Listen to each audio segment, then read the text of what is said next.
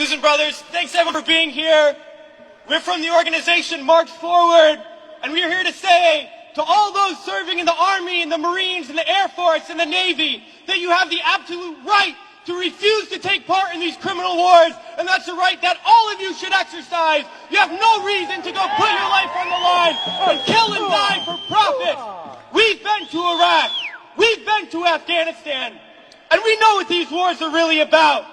And we joined the military for many reasons. Because we need a college education, because we need a job, because we need health care.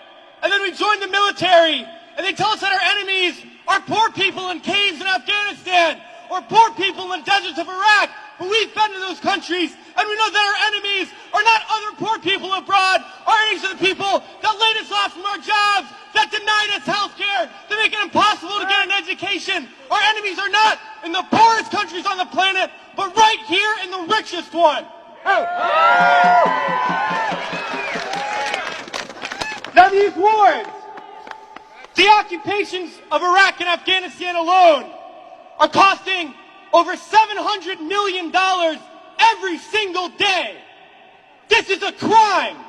Every single day, while so many of us are hurting. Well, I think all of us here, and the vast majority of people in this country, would agree that we can spend $700 million a day better than bombing people that we have no reason to bomb. We can spend $700 million a day rebuilding those countries we've destroyed. We can spend $700 million a day caring for the veterans we get home when they get home. And then we can spend $700 million a day giving every single person health care, a college education, a job, and a livelihood, and a home. That's what we need to be spending our money on. But this government is not going to do that. They're not going to use the money in that way. They're not going to end the wars. And they're not going to do it because it's not our government. It's their government. It's the government of the rich. It's the government of Wall Street, of the oil giants, of the defense contractors. It's their government, and the only language that they understand is shutting down business as usual. And that's what we're doing here today, and we're going to continue to do until these wars are over.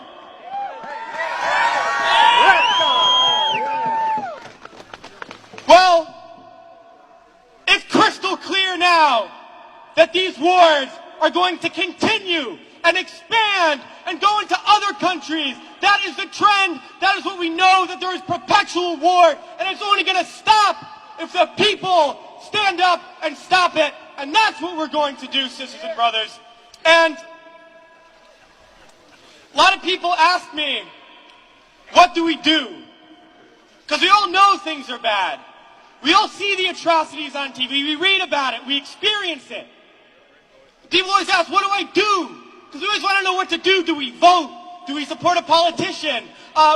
Do we join an organization? What do we do? Well, I'll tell you what we do. It's simple. We fight.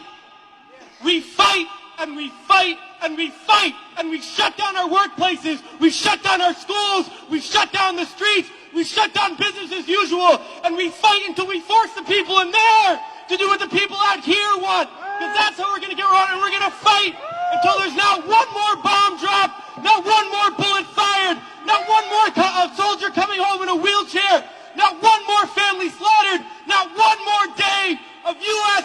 imperialism. So let's fight to make that happen. We can do it today, and in the days ahead, we have to fight to end these wars and create a better world, sisters and brothers. So join us in that fight. Thanks.